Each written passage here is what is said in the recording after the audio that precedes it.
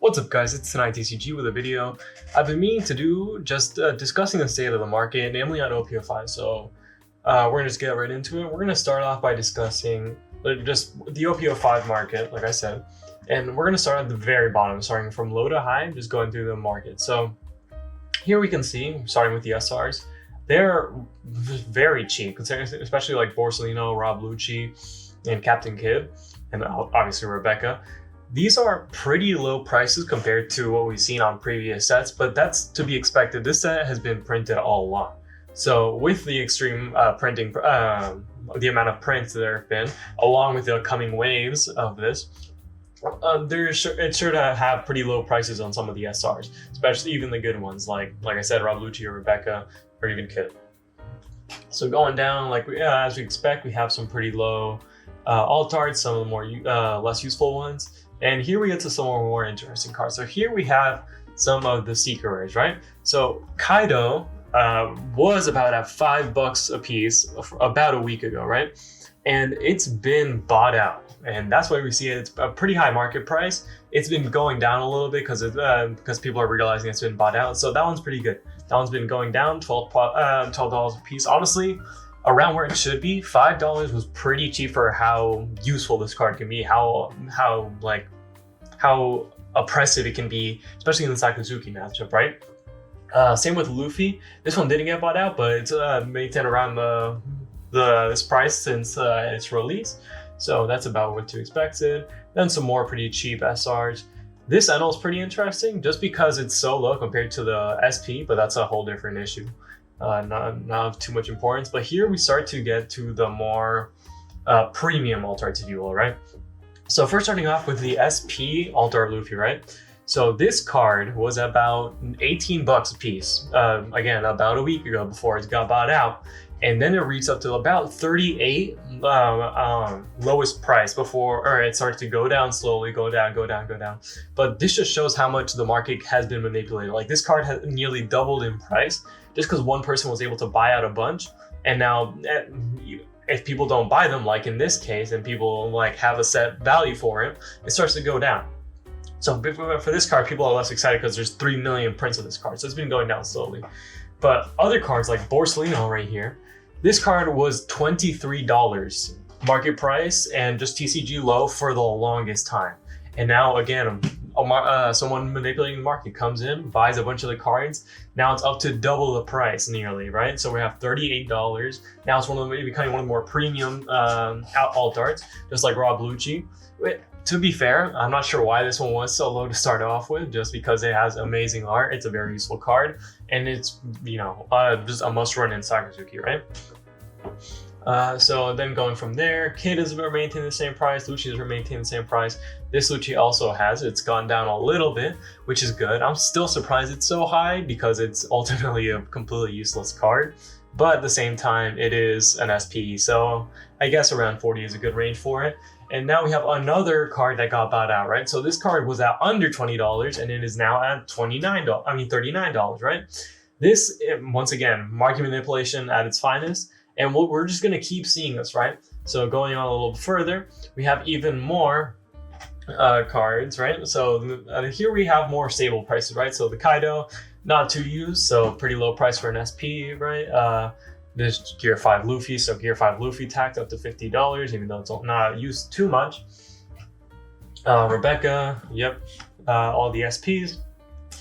But up until Yamato, that's where it gets a little interesting, right? So Yamato is at to 185, right? So this card was at around 90 for a long time, and then Yamato started to see more play and started to go up and up and up and up, and now it's at 185.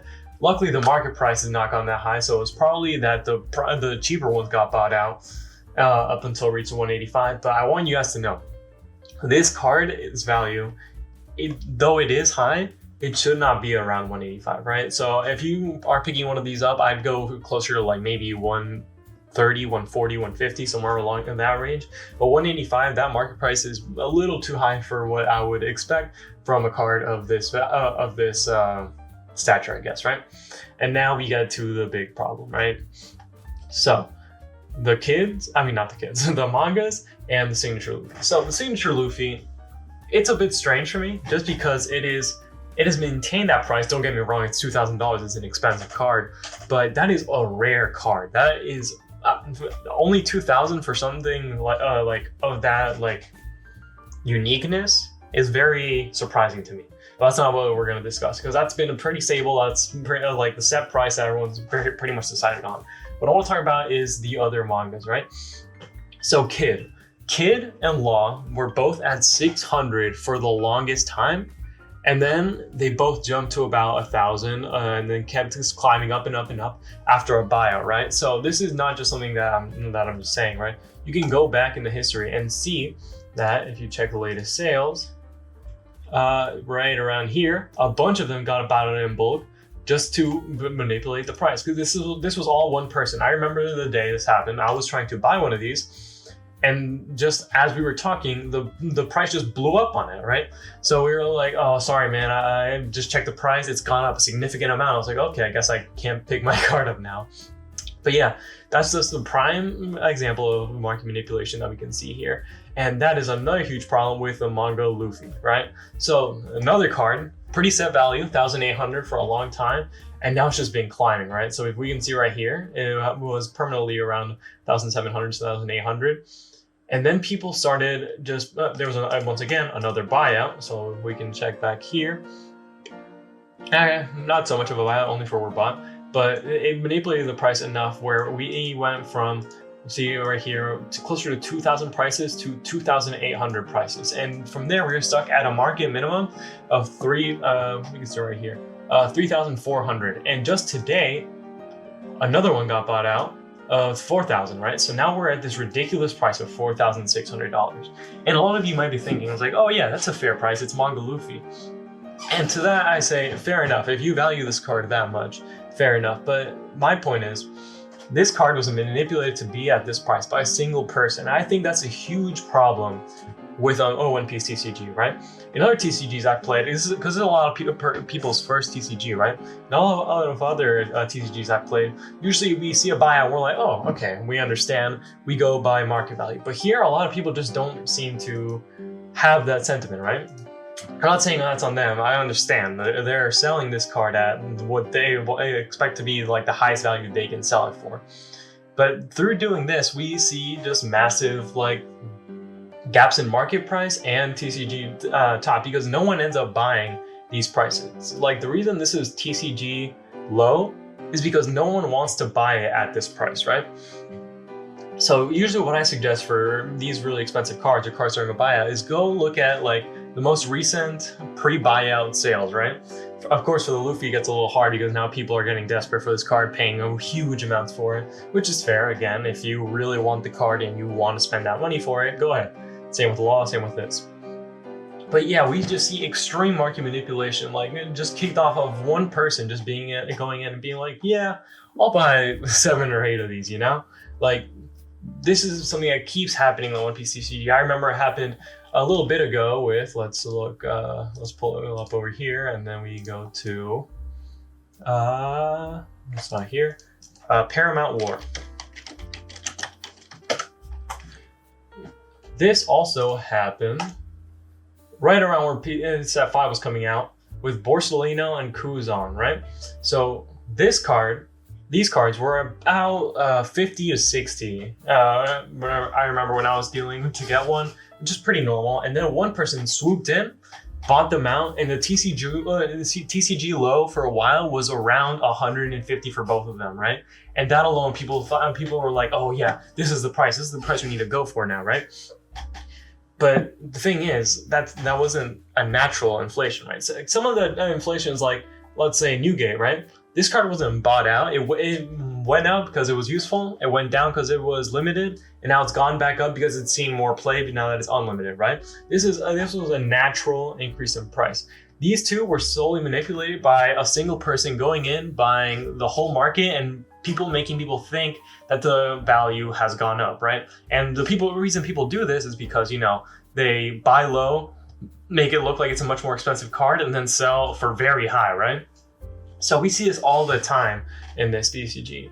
And it's very strange because, like, I feel like it's something they should be able to get around. Like, most people understand it outside of the TCG, but it's just a little bit harder to explain to people who aren't who haven't been in this community, right? So I guess that's completely fair. So with that said, that's why I believe these cards are so high. Well, not believe this. That is why the cards are so high. Why the prices have blown up, and yeah, that's about it for just the analysis of the market. So now I'm going to go over some tips and just some suggestions on what you should do if you're trying to buy some of these cards, right? So first things first, I would remember, we are not at the final print of this set, right? We have a confirmed wave 3 to come out around mid-January, right? So that is gonna guarantee a large supply of these, flood the market, gonna allow a lot of these cheaper cards to go down in price even more, right? So like the SRs, a lot of more of these are gonna flood the market. So I'd expect Rebecca's to drop down around 5, Kids to stay around 4, and yeah, all that kind of stuff, right? With that said, I would hold on to Rebecca's and all that. Eventually they will go up. Same with Kids, same with Lucci. They will eventually go up once they're out of print. But yeah, a lot of these things will flood the market. Secret Rares will go down in price a little bit. Same with alt arts. But the thing is, that should also apply for manga rares and SPs and all the expensive alt arts. But with the way the people look at the market right now, I don't know if it will, right? Because they have these prices and they see them start to drop. They're going to be like, oh, that's such a good deal, I have to buy it, right? But that is not the go-to move, right? You wait for the wave to come out. You wait for the prices to go down, because they will go down because supply is rising, demand isn't going up. Especially at that point when we're going to be reaching around the end of not finals. Sorry, I'm in college. I got that word on my mind. We're going to be reaching the end of Nats, right? So the prices are going to start to go down, demand's going to start to go down, and so is supply, right? So prices are bound to go down. So don't just see these cards drop like $10 and just be like, oh, I got to dive in, I got to buy these right now. Wait for it to drop just a little bit more. I'd say, like, let's say the Luffy, right? I think this could drop down to around 45. This one's not too much because, again, it's Gear 5 Luffy, it's a secret rare, it's a very high value card, very cool card, right? Same with the SPs. Yamato I expected to go down. Enel I'd expect to go down maybe to 70, just because there's so many versions of this card. And yeah, so on and so forth. So if you're not getting into the game, if you're already in the game and you just need to get alt arts, I'd wait a little bit. But like that's ultimately that's up to you. You're saving a couple bucks, so it's up to you. But again, best for the market. But ultimately, it's your decision. If you're someone new into getting into the game, I highly suggest waiting, right? Because again, these super rares and everything are gonna go down, right? They're gonna go down. They're gonna creep just a little bit more, and then you're gonna be saving as much money as you can, and that's the good part, right? And if you are also trying to save up a little more and you're trying to get some of your old cards, I would also wait until February to start buying cards. I realize that's a little bit of a long wait, so that's a little bit of more of an ask. But ultimately, if you wait until then, you will see some of these, let's go to Pillars of Strength. We will start to see some of these older SRs. So let's pull up SRs, super rares. Start to go down. So completely useless right here, completely useless. Oh, this set is still very cheap. Okay. Pillars of Strength it is. Pillars. Wait, not Pillars of Strength. We're looking at Pillars of Strength. My bad. Paramount War. So looking at the Paramount War SRs, some of these are really high right now, right?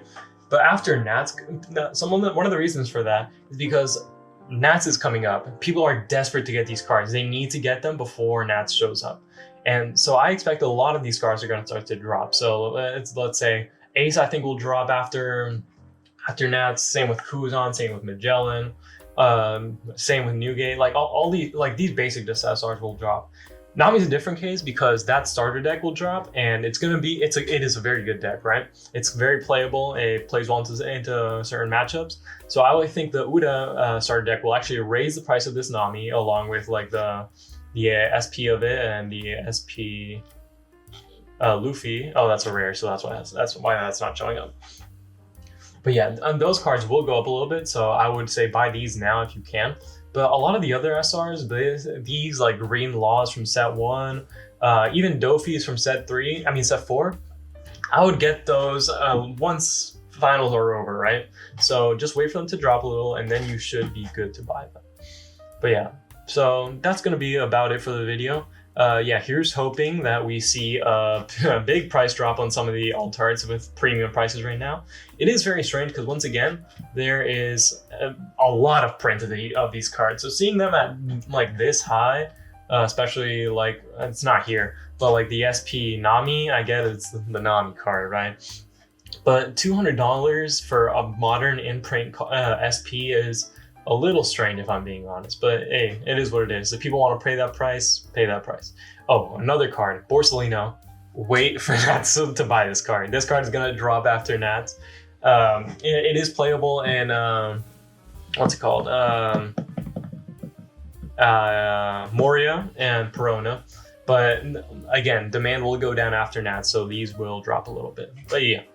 So that's going to be about it. If you guys have any questions or have anything you want to you want me to talk about in future videos, or if you like this video, feel free to leave a like and let me know. Yeah. So you guys have a good one, and I will see you all next time.